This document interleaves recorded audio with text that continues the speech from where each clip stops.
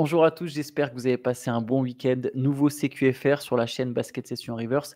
Avant de parler des matchs, une annonce, c'est le dernier jour jusqu'à ce soir minuit. Vous avez jusqu'à ce soir minuit pour profiter de l'offre promo sur les préventes d'une saison en enfer, le livre qui suit une équipe de basket amateur. Il n'y a que jusqu'à ce soir où vous pourrez profiter des frais de port offerts en France métropolitaine.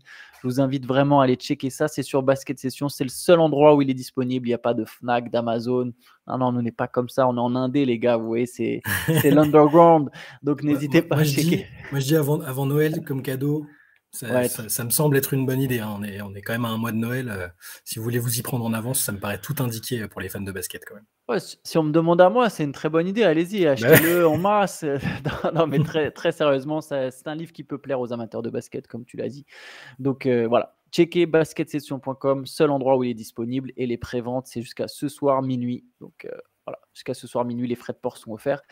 Shai qui est avec moi, qui n'a pas son micro, Shai, parce que là, en fait, il est Non. en train de régler le trafic aérien à Roissy en même temps. Donc voilà, c'est très polyvalent, Shai. C'est bien trouvé quand même, parce que géographiquement, je suis pas si loin que ça de Roissy, Je mais sais, ouais, pas de micro, donc on tente avec le casque. J'espère que vous m'entendrez bien quand même. si ça avait été Théo, j'aurais dit Orly, tu vois, je donne des indices sur vos localisations. Mais bon, allez, trêve de plaisanterie. Il y avait 8 matchs cette nuit. Je te propose qu'on commence avec le match de Victor Wembanyama. Ça fait longtemps qu'on n'a pas ouvert sur Victor Wembanyama. Ouais.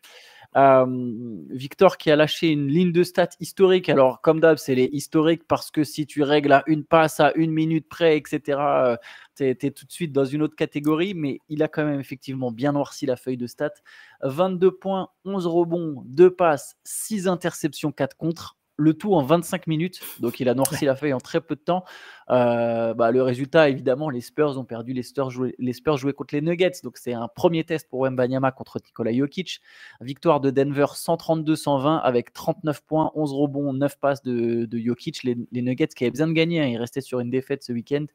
Voilà, ils sont allés chercher cette victoire. Toujours du bon Victor Wembanyama. C'est son 3e match de suite à 22 points. Mais toujours des Spurs qui perdent 12e défaite consécutive pour San Antonio. Ouais, c'est ça. Vous pouvez retrouver un peu le détail du match et le point de vue de Benjamin, comme d'habitude, sur Basket Session. Mais ce qu'on peut en dire, c'est que on peut la perf de Victor, elle est quand même intéressante. En 25 minutes, faire tout ce chantier au sein d'une équipe médiocre, on va pas contre la meilleure équipe de la ligue, contre Nikola Jokic.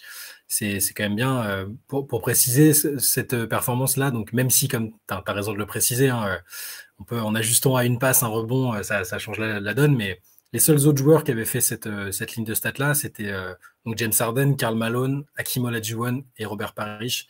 Donc, c'est pas des joueurs anecdotiques, hein, c'est ce qui est plutôt intéressant. Et moi, plus que le match en lui-même, je retiens ce qu'a dit Jokic après.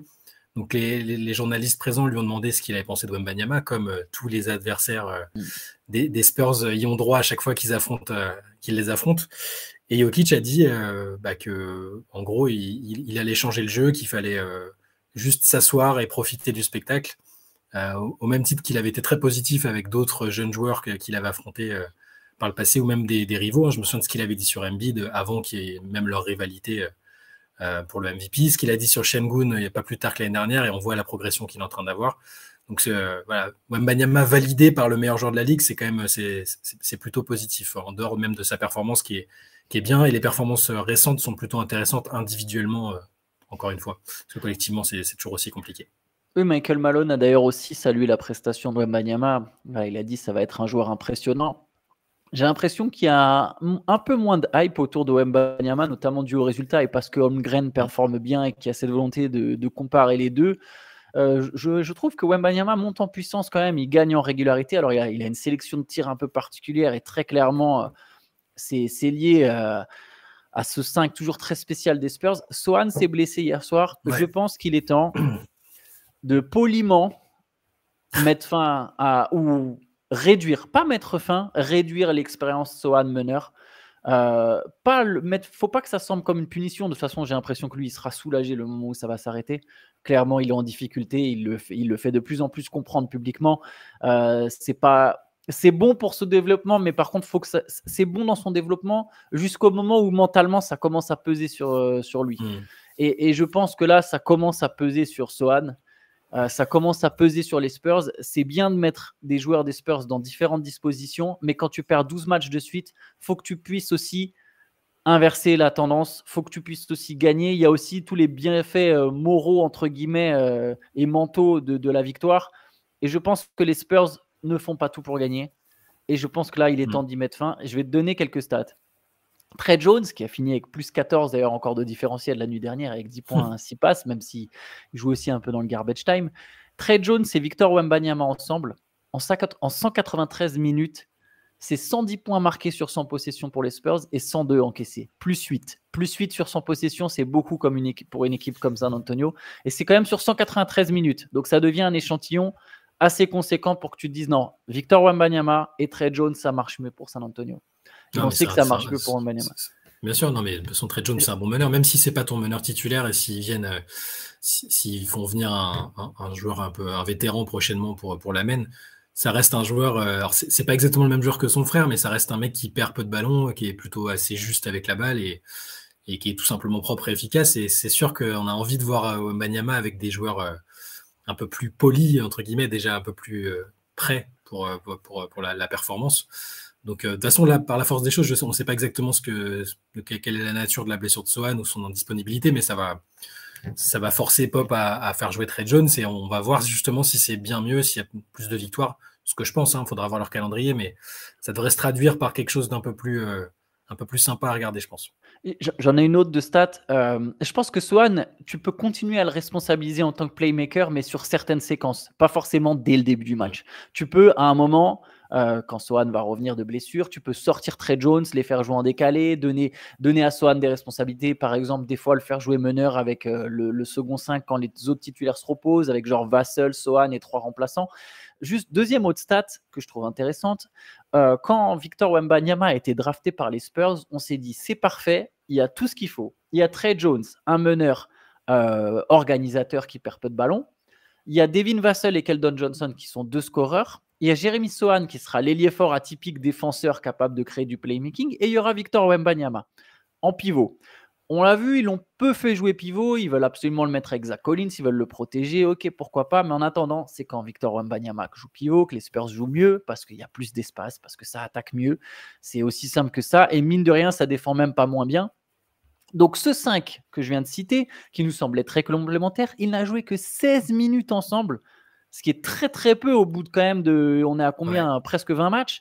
16 minutes ensemble. Et sur ces 16 minutes, alors l'échantillon est très faible, 141 points marqués sur 100 possessions, 85 encaissés. On est sur du plus 56. Alors, encore une fois, sur 16 minutes, le point par possession, enfin sur 100 possessions, ont moins de valeur, entre guillemets, mais c'est un 5 qui marche et c'est le 5 qu'à un moment Greg Popovich va devoir utiliser pour au... Ils vont pas se mettre à gagner plein de matchs, les Spurs, mais ils sont plus forts que ce que leur bilan l'indique. Sauf qu'ils ils jouent pas complètement sur leur force. Je pense que ça sert à rien de tanker quand tu as Victor Wembanyama. Cette équipe, de toute façon, elle va pas gagner des tonnes de matchs et elle aura un bon pic. Donc autant maintenant commencer vraiment à s'appuyer sur le 5 qui marche le mieux et que tout le monde monte en puissance. Vassell est sorti du banc, c'est Branham qui était titulaire. Ça fait plusieurs matchs qu'il sort du banc. Ça n'a plus trop de sens là à un moment. Faut jouer vraiment, je pense. Ouais. Bon voilà pour les Spurs, j'ai beaucoup pris la parole du coup sur ça. Je sais pas si tu voulais dire des choses sur les Nuggets ou sur les Spurs. On a tout dit, je pense. Je vais te laisser enchaîner avec le comeback de la nuit, celui des Bucks, plus gros comeback de la saison. Il y avait 80-55 à 9 minutes de la fin du troisième quart-temps. Ouais. Les Bucks sont passés du coup, ça fait quoi, un 55-21 ou quelque chose comme ça sur la fin du match, je crois, pour aller l'emporter 108-102, plus gros comeback de la saison. Ouais, Lillard retrouvait les Blazers pour la première fois depuis son trade. Et pendant un bon bout du match, on a cru que ça allait se solder par une victoire de Portland. Il y avait une espèce de mission de la part des Blazers pour essayer de montrer à Lillard montrer quelque chose, quoi, on ne sait pas, mais ils ont eu jusqu'à 26 points d'avance. Milwaukee n'était pas bien. Être autant en difficulté défensivement contre cette équipe-là, c'est pas un signal ultra positif, mais ils ont quand même, ils sont repris, ils ont fait un comeback de furieux. Giannis a orchestré un peu tout ça. Il a marqué le panier pour repasser devant à 18 secondes de la fin. Il finit avec 33 points, 16 rebonds, 6 passes. Et même Lillard finit avec 31 points et met s'est lancé sur la fin pour plier l'affaire. Ouais, Milwaukee, c'est quand même un peu fait peur. Mais là aussi, j'ai coutume de dire que les matchs un peu pourris comme ça, où il semblerait que le match soit perdu et lourdement, réussir à revenir, c'est quand même le signe d'une équipe qui essaye, qui se contente pas d'accepter les défaites parfois. Et ça, c'est quand même plutôt positif. Lillard et Giannis, à eux deux, ils ont marqué plus de points sur les 21 dernières minutes que les Trailblazers. À eux deux, ils mettent 17 et 15, donc 32 points. 32 points à eux deux quand Portland en met 21. Scoot Anderson avait bien commencé le match. 11 points en première mi-temps, il finit à 13 points. C'est sa perf référence pour l'instant à Scoot Anderson. Bon, c'est bon signe, ça veut dire qu'il y a peut-être une petite montée en puissance à venir. Et Milwaukee, toujours privé de Chris Middleton. Je suis toujours tenté de l'appeler Kate Middleton. Je jure, c'est automatique. C'est sur les box scores, tu vois le cas Middleton. Ça me marque. Chris Middleton, gêné par son tendon d'Achille. Ça encore, ça a surveillé parce qu'il revenait bien, il reprenait du rythme. Et là, hop, nouveau coup d'arrêt. Voilà, on verra quand il revient. Du coup, les Bucks ont commencé avec Andre Jackson Jr. Dans le 5. Au poste 2. Ouais. Mais bon, Milwaukee a gagné 12 de ses 17 premiers matchs. Donc bon, mine de rien, ça tourne plutôt bien. C'est toujours ce truc-là, c'est de se dire il y a une énorme marge de progression et ils sont pas encore ultra rassurants, mais leur bilan ils sont à une victoire de la tête, quoi. Donc là-dessus, c'est un argument qu'ils peuvent avancer. Ils travaillent et ils ont des résultats corrects, plus que corrects malgré les petites difficultés. Et tu sais quelle autre équipe a un bilan de 12 victoires et 5 défaites? Absolument. Le Orlando Magic, c'est ça? Et oui, 7e victoire de suite du Magic qui a battu les Hornets 130-117. 30 points de Cole Anthony. Cole Anthony, meilleur 6e homme de l'année, c'est très très bien parti, Shai. Surtout que je pense que quand une équipe comme ça, comme Orlando fonctionne bien, il y aura volonté de leur donner au moins un trophée. Cole Anthony, très bien placé, 30 points, 7 rebonds, 7 passes, à 9 sur 16 au tir pour Cole Anthony, 30 points pour Franz Wagner à 11 sur 15, 23 points, 7 rebonds, 8 passes pour Paolo Banchero. Le Magic est clairement l'équipe qui tourne bien à l'Est en ce moment et le Magic est sur le podium. T'as remarqué que depuis qu'on a dit ah non, ils sont cool, c'est sympa, mais ils marquent pas beaucoup de points, ça va être dur pour eux en attaque et ils claquent 120 points par match minimum. Ils ont vraiment trouvé cette. Bon, les adversaires aident parfois aussi. Cette nuit, Charlotte, c'est pas la plus grosse défense de la ligue, clairement. Mais ouais, ils sont offensivement, ils ont passé un cap direct depuis qu'on a ciblé et que tout le monde, pas que nous, a ciblé cette petite lacune.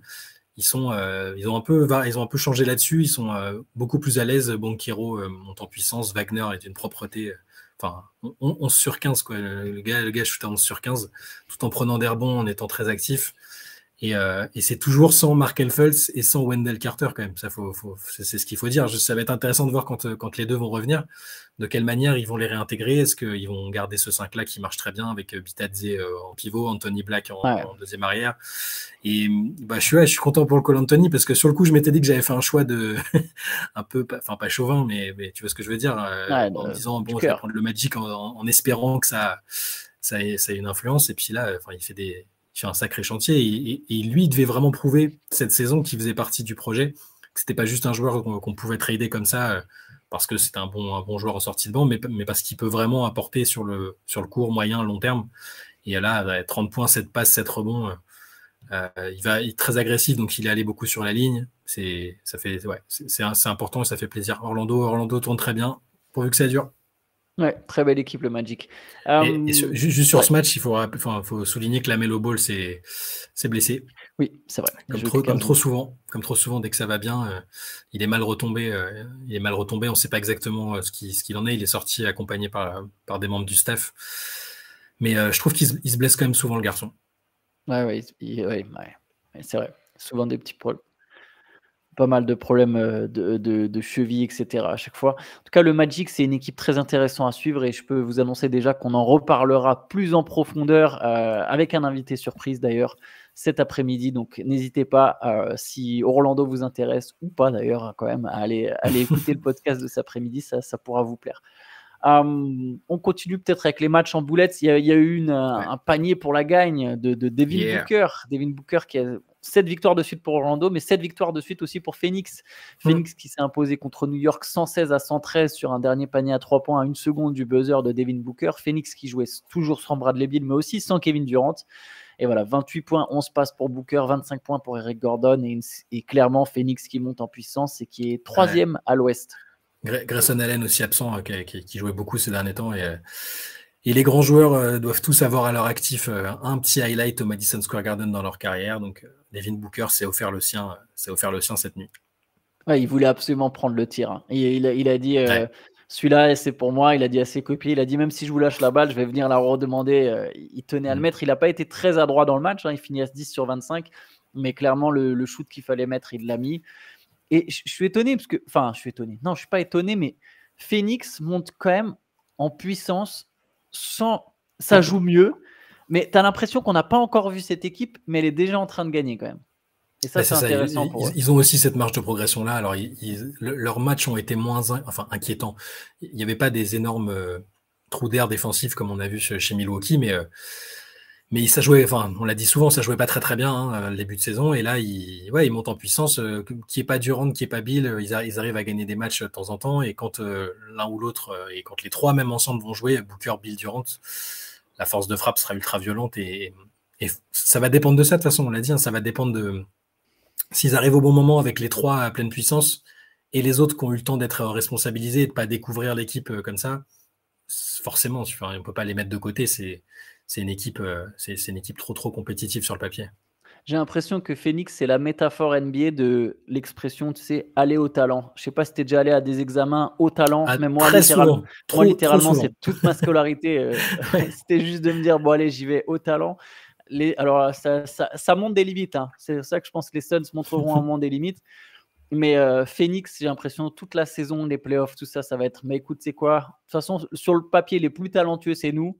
On y va, puis on voit ce que ça donne. Et pour l'instant, ça marche quand même plutôt bien, sachant qu'ils n'ont pas encore tout leur talent.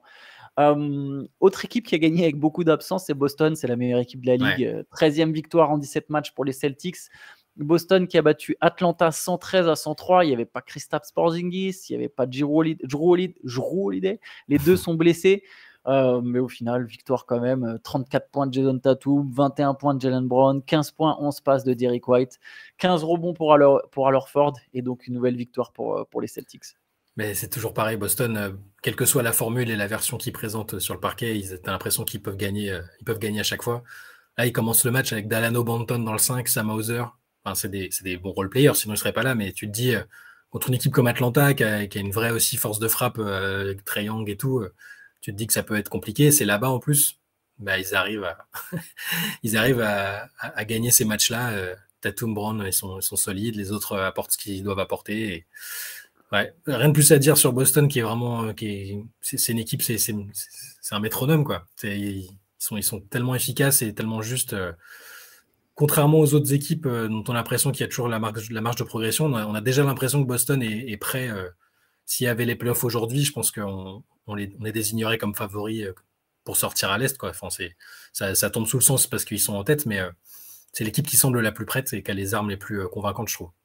Oui, je suis d'accord, sachant qu'elle a sans doute encore une marge de progression, cette équipe, en fait. Mais tu as raison, hein, je pense que s'il y avait les playoffs là tout de suite, les Celtics iraient au bout. Je partage totalement ton constat sur. Tu te dis que Porzingis et Holiday, tu as l'impression qu'en fait, ils étaient déjà là l'an dernier. Ouais. C'est assez impressionnant, mine de rien. Une autre équipe qui marche très bien et qui est prête, c'est les Minnesota Timberwolves. Ouais. 12 victoires en 16 matchs. Donc, nouvelle victoire contre les Grizzlies. 119 à 97. Ils n'ont pas eu besoin de forcer leur talent. 24 points d'Anthony Edwards. C'est toujours sans Jaden McDaniels qui est blessé. Mais bon, voilà, nouvelle victoire pour Minnesota. Bon, je ne sais pas si tu as des choses à dire sur ce match. J'ai pas vu du tout d'image de cette rencontre. Je te suis reconnaissant de ne pas enfoncer le clou sur mon pronostic de Memphis.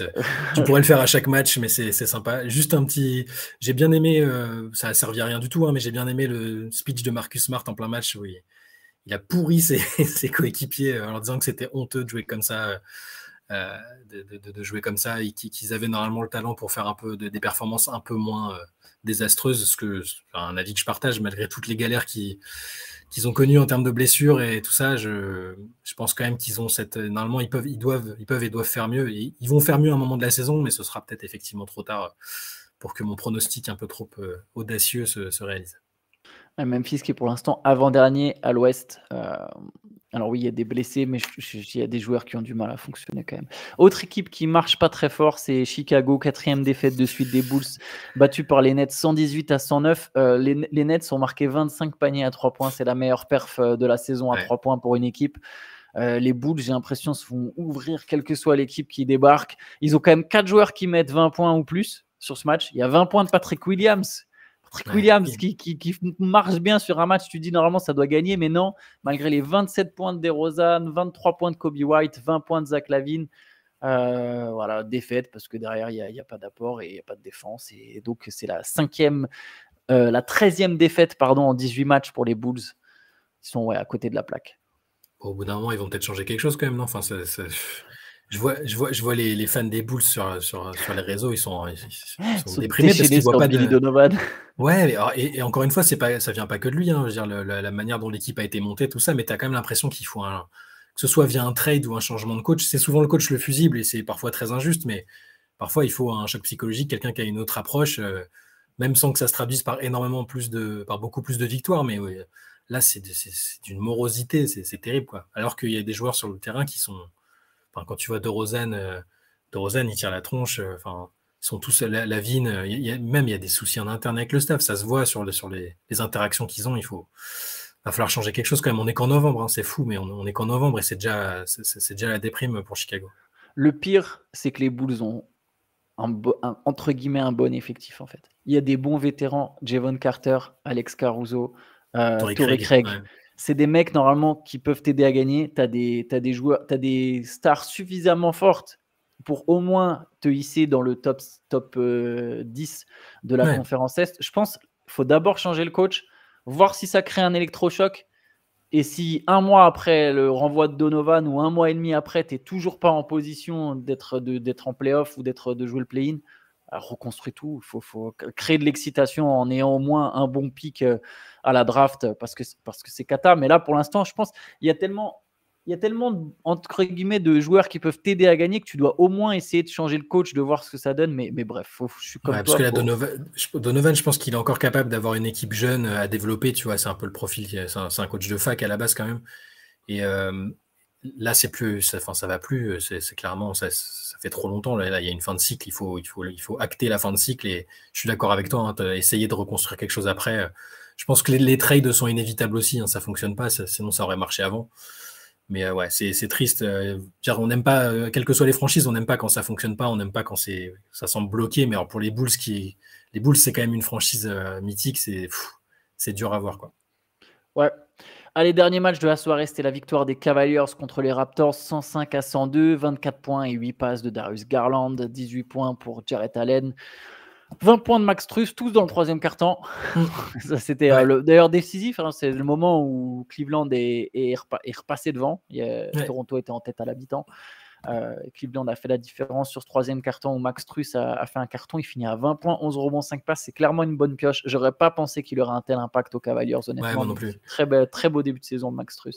Je pensais que j'étais pas sûr, hein, mais c'est ces joueurs que le Heat est capable de sortir et tu te demandes si dans un autre écosystème ils sont capables d'être bons. Et Strus, c'est une très très très très bonne recrue là. Et bon, Cleveland est toujours c'est une équipe un peu irrégulière. Ils sont toujours en embuscade, pas très très loin non plus du haut. Ils sont à 4 victoires de la tête, 3 victoires du podium. Ils commencent à trouver un semblant de rythme. Je trouve que moi, je me pose toujours la question avec Donovan Mitchell. Là, le match, il y a un match, bon, on n'en a pas parlé parce que c'était le match de ce week-end, mais dans le Money Time, il bouffe la feuille, il joue tout seul alors que ça marchait bien quand tout le monde était impliqué. Là, il shoot à 4 sur 17. J'aime pas la vibe autour de Donovan Mitchell. Ouais, l'équipe joue presque mieux quand c'est pas lui qui est le plus impliqué. Et je dis ça alors qu'il a fait une saison dernière très très très bonne et qui semblait vraiment bien dans ce groupe. Et là, c'est la même équipe, hein, pour ainsi dire, à part Strus dans le 5. Je trouve que les autres sont bien. Et tu vois, moi, j'adore Garland, forcément. Je suis peut-être partial, mais quand Garland fait jouer Mobley, Jarrett Allen et Strus, et même les mecs du banc, bah, ça fonctionne bien. Quand c'est Mitchell qui vampirise le ballon, bah, quand il n'a pas l'adresse, c'est très, très, très compliqué. Là. Voilà. Je pense que les Cavs, ça les rassure d'avoir pu voir que sans Mitchell, en fait, ils s'en sortaient bien. Et voilà, on verra combien de temps l'aventure se prolonge, mais Je suis pas persuadé que ça dure des masses, l'histoire Mitchell Cavaliers. De toute façon, c'est pas l'équipe qui voulait à la base. Mais bon, on verra ça. On aura le temps encore d'y repenser. Dernière annonce pour boucler ce CQFR, quelque chose qui, je pense, là, va vous plaire. Non pas qu'une saison en enfer ne vous plairait pas, mais là, c'est quelque chose qui vous concerne un peu plus directement. On a décidé, on a eu des très bons retours sur le CQFR de vendredi. On avait fait un format un peu spécial avec Théo qui nous posait des questions en off et Shai et moi qui répondions à ces questions. Donc, on s'est dit qu'on allait le faire, mais avec vous. C'est-à-dire que là, on a créé une adresse mail cqfr.rivers@gmail.com, si je ne dis pas de bêtises. Et sur cette adresse, vous pouvez envoyer toutes vos questions pendant la semaine. Donc voilà, avec votre nom de préférence ou votre pseudonyme, envoyez vos questions. Et ce qu'on va faire, c'est que maintenant, il y aura un 6e CQFR dans la semaine. On va le poster le samedi matin. Et en fait, ce sera ce à quoi il fallait répondre et non pas ce qu'il fallait retenir de la nuit. C'est-à-dire que sur cet épisode de 20-25 minutes à peu près, donc la durée habituelle, on va répondre à certaines des questions qui ont été envoyées pendant la semaine. Donc voilà, je répète l'adresse mail cqfr.rivers@gmail.com. Vous pouvez dès maintenant commencer à envoyer vos questions. Théo va les sélectionner, Shai et moi, on ne les regardera pas. Et du coup, le samedi matin, vous aurez un nouvel épisode du CQFR qui sera posté où on répondra à des questions. Je le précise, évidemment, basket et NBA de préférence, s'il vous plaît. Voilà, histoire qu'on puisse quand même répondre de manière un peu plus pertinente. Parce que là, si vous me demandez littéralement le niveau de jeu de Bourg-en-Bresse, j'aurais un peu plus de difficultés. Enfin voilà, c'est pas du tout une pique envers Bourg-en-Bresse, je le précise. C'est juste qu'on regarde un peu moins la Jeep Elite. Donc voilà, cqfr.rivers@ la BetClick Elite, ouais. BetClick Elite. Attention, on va se faire taper sur les doigts. Voilà, ça vous donne la Pro A. Donc la Pro A. Donc moi, je peux vous parler de l'Asvel de la grande époque, mais voilà. Ou du Paris Basket Racing. Eh oui. Mais bref, cqfr.rivers@gmail.com. Et nous, on va se laisser là pour aujourd'hui. J'espère que vous passerez tous une bonne journée. Ciao à tous. Yes, bonne journée.